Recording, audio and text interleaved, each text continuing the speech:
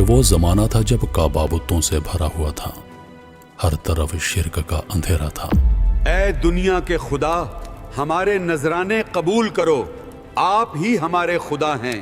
مکہ کے سردار ابو جہل اور ابو لہب اور قریش کے بڑے لوگ اپنی ضد اور تکبر میں ڈوبے ہوئے تھے۔ محمد صلی اللہ علیہ وآلہ وسلم نے جب توحید کی بات کی تو یہ سردار چیخ اٹھے، کہنے لگے، محمد کہتا ہے کہ وہ اللہ کا رسول ہے، ہم اس کی کوئی بات نہیں مانتے۔ وہ ہمارے بتوں کی توہین کرتا ہے، کہتا ہے یہ سب بیکار ہیں۔ انسان ضد میں تھا، سردار انا میں، اور مکہ کا معاشرہ گمراہی میں ڈوبا ہوا تھا۔ لیکن ان سب کے درمیان ایک اور مخلوق تھی جو نہ قریش کے ضد میں تھی نہ سرداروں کی انا میں، وہ صرف سچ کی تلاش میں تھی۔ وہ تھی جنات کی جماعت۔ جب قرآن کی آواز گونجی تو وہیں سے ان کی تلاش ختم ہوئی اور ہدایت کا دروازہ کھل گیا۔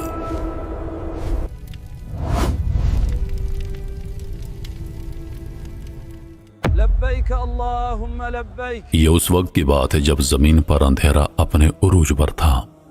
اندھیرا صرف رات کا نہیں تھا، اندھیرا لوگوں کے دلوں میں تھا۔ کعبہ کے صحن میں سجدے تو تھے مگر اللہ کے لیے نہیں، چہرے جھکے ہوئے تھے مگر دل بتوں کی زنجیر میں بندھے ہوئے۔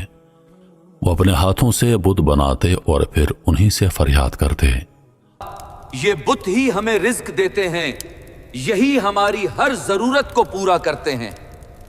ہمیں بیٹے بھی یہی بت دیتے ہیں، یہی ہمارے خدا ہیں۔ لوگ بھوک سے بلک رہے تھے، ظلم حد سے بڑھ چکا تھا۔ عورتیں اپنے بچوں کو بھوک سے روتا دیکھ کر آنکھیں بند کر لیتی اور مرد اپنے بے اختیار خداؤں سے چیخ چیخ کر کہتے، رحم کرو اے خدائے منات، ہم پر رحم کرو۔ وقت نیچے گزر رہا تھا مگر آسمان خاموش تھا۔ انسان نے اللہ کو چھوڑ دیا تھا، وہ مٹی سے تراشے ہوئے پتھروں کو اپنا خدا سمجھ بیٹھا تھا۔ کسی کے سامنے سونے کی زنجیر رکھی جاتی، کسی کے سامنے آٹے کا تھیلا، کسی کے سامنے دودھ کی مشک، اور کوئی بت کے چرنوں میں سوچے سمجھے بغیر اپنی بیٹی قربان کر دیتا، محض اس امید پر کہ شاید یہ خوش ہو جائے۔ اے دنیا کے خدا، ہمارے نذرانے قبول کرو، آپ ہی ہمارے خدا ہیں۔ کیا انسان اتنی پستی تک گر سکتا ہے؟ دنیا کے سب سے مقدس گھر کے آس پاس سب سے گندی عبادتیں ہونے لگیں، افراد کی تذلیل، غریبوں کی خرید و فروخت، اور سب سے بڑا شرک، انسان نے انسان کو اپنا خدا بنا لیا تھا۔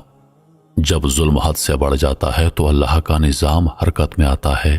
ایک دن اسی سرزمین مکہ میں روشنی اتری، آسمانوں سے ایک آواز لگی، اقرا۔ زمین لرز اٹھی، فرشتے حیران، اور آسمان پر روشنی کے پردے کھل گئے۔ محمد عربی صلی اللہ علیہ وآلہ وسلم کو نبوت عطا ہوئی۔ روشنی کا پہلا قطرہ تاریکی میں گر چکا تھا۔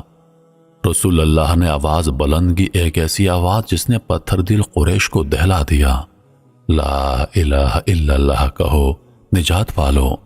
مگر لوگ چیخ اٹھے، ہمارے بتوں کو برا کہا، ہماری روایتوں کو چیلنج کیا، ہمارا نظام تلوار سے بھی مضبوط ہے۔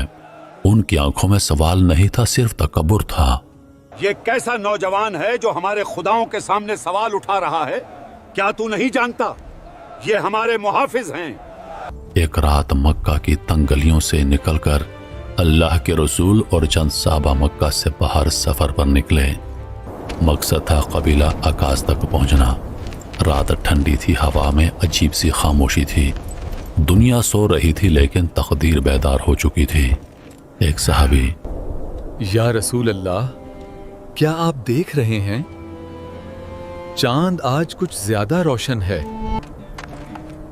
چاند تو خود رسول اللہ کے چہرے سے روشنی لے رہا ہے۔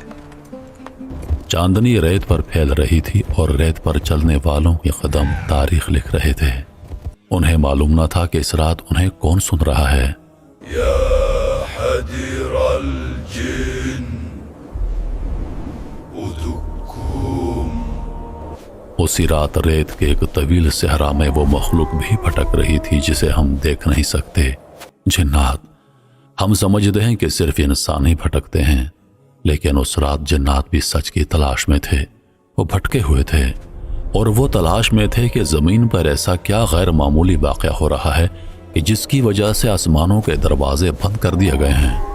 آسمانوں پر پہرے سخت تھے، جو جن فرشتوں کی گفتگو چرانے جاتا آگ کے شعلوں سے جلا کر پھینک دیا جاتا۔ ہم آسمان سے خبر سنتے تھے، اب کیوں نہیں سن پا رہے؟ کیا زمین پر کوئی نئی چیز نازل ہو رہی ہے؟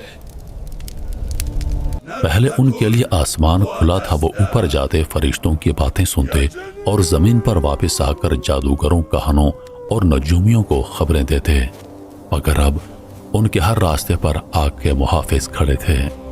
آسمان پر ایک نیا قانون نافذ ہو چکا تھا، وحی کا آغاز ہو چکا تھا، اور جب وحی نازل ہونا شروع ہوتی ہے تو آسمان کے دروازے بند ہو جاتے ہیں اور آسمانی رازوں کی حفاظت بڑھ جاتی ہے۔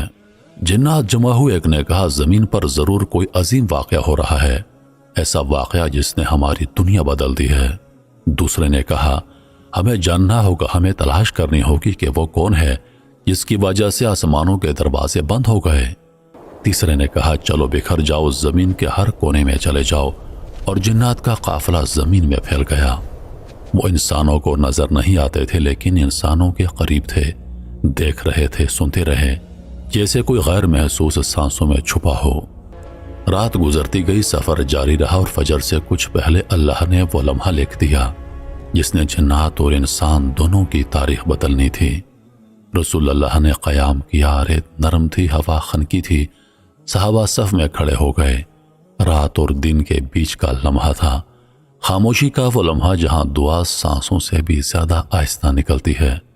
نبی علیہ السلام نے نماز شروع کی، قرآن کی آواز ریت پر نہیں روحوں پر پڑ رہی تھی، اور جنات اس آواز کی طرف کھینچے چلے آئے، بے اختیار، بلا اختیار، جیسے پیاسا پانی کی طرف دوڑتا ہے۔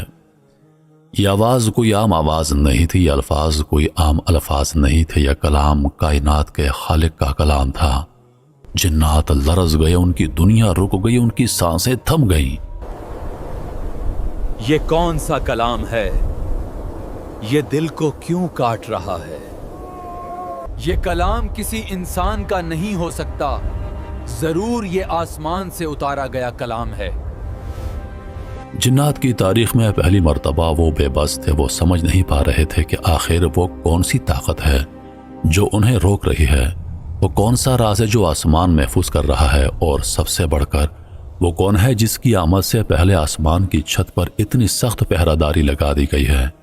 آخر کون سا نور زمین پر اترنے والا ہے جس سے شیطان اور جنات کی دنیا لرز گئی ہے؟ یہ کیسی آواز ہے؟ یہ آسمان جیسی کیوں لگتی ہے؟ وہ قریب آئے، نیچے دیکھا، ایک انسان، ایک پاک وجود مٹی پر خالق کے سامنے سجدہ ریز تھا، اور اس کی زبان سے کلام اتر رہا تھا، وہ کلام جو پہلی بار زمین پر پڑھا جا رہا تھا، جو آسمانوں سے اترا تھا اور جس نے جنات کے دلوں کو لرزا دیا تھا۔ یہ وہ کلام نہیں جو انسان بولتے ہیں، یہ کلام آسمانوں کا لگتا ہے۔ اسی رات جنات کو جواب مل گیا کہ آسمان کیوں بند ہوا تھا، آگ کا پہرا کیوں لگایا گیا تھا، ستارے کیوں جلنے لگے تھے، کیونکہ محمد صلی اللہ علیہ وآلہ وسلم پر وحی اتر چکی تھی۔ جنات کے قدم جمی ہوئی ریت پر جیسے پتھر بن گئے تھے، ان کے وجود سے ساکت سانسیں جیسے کسی نے چھین لی ہوں۔ صحرا کے گہرے اندھیرے میں وہ نورانی الفاظ بہہ رہے تھے جو پتھروں کو نرم کر دیتے ہیں، دلوں کی زنجیروں کو توڑ دیتے ہیں، اور جنات کی تاریخ ہمیشہ کے لیے بدل دینے والے تھے۔ وہ جن جو ہزاروں سال تک آسمان سے راز چرا کر لاتے، پہلی بار زمین پر ایک ایسی چیز سن رہے تھے جو رازی نہیں، حقیقت تھی، نور تھی، روشنی تھی، پاکیزگی تھی، اور وہ سب کچھ جو انہوں نے کبھی محسوس ہی نہیں کیا تھا۔ یہ الفاظ ہمارے اندر کچھ توڑ رہے ہیں، جیسے سینے میں تالا کھل رہا ہو۔ قرآن کی ایک ایک آیت جنات کے دلوں میں داخل ہوتی گئی، وہ پیچھے ہٹنا چاہتے تھے مگر ان کے قدم جیسے زمین نے پکڑ لیے ہوں۔ ہم نے ایسا کلام کبھی نہیں سنا، نہ آسمان پر اور نہ زمین پر۔ یہ آواز نہیں، یہ روشنی ہے۔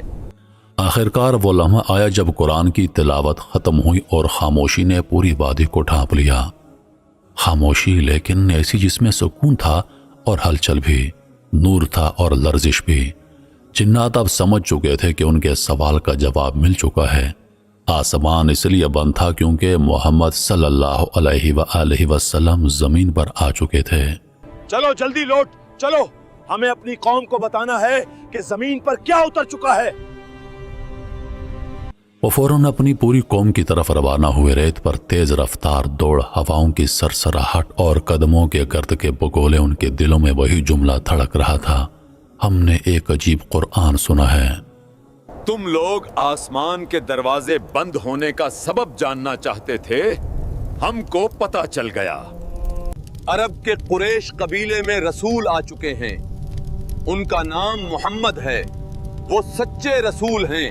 وہ جن جو کبھی تکبر کی پہاڑیوں پر کھڑے تھے، آج قرآن کے سامنے جھک چکے تھے۔ جن کی زندگی کا مرکز صرف طاقت تھی، آج ان کے وجود کی بنیاد بدل چکی تھی۔ یہ قرآن صرف انسانوں کے لیے نہیں، جنات کے لیے بھی اترا تھا۔ جب نبی کریم صلی اللہ علیہ وآلہ وسلم نے تلاوت مکمل فرمائی تو جنات ایک دوسرے سے کہنے لگے، خاموش رہو، غور سے سنو، یہ وہ کلام ہے جو ہم نے کبھی سنا نہ تھا۔ آپ صلی اللہ علیہ وآلہ وسلم کی تلاوت ختم ہو چکی تھی۔ جنات آپ کے قریب آ کر عرض گزار ہوئے، اے محمد، ہم نے عجیب قرآن سنا ہے جو دل میں اترتا ہے، ہم اس پر ایمان لاتے ہیں۔ ہم گواہی دیتے ہیں کہ آپ اللہ کے سچے رسول ہیں۔ نبی کریم صلی اللہ علیہ وآلہ وسلم نے ارشاد فرمایا، تم اپنے قوم کے پاس واپس جاؤ اور ان کو خبردار کرو، انہیں دعوت دو کہ وہ بھی اسی اللہ پر ایمان لائیں جو تمہارے اور میرے رب ہیں۔ پھر وہ جنات وادی نخلا سے رخصت ہو گئے اور اپنی قوم میں جا کر قرآن کی دعوت دینے لگے۔ محترم ناظرین، آج دنیا میں جتنے بھی مسلمان جنات ہیں وہ اسی واقعے کی بدولت مسلمان ہوئے تھے۔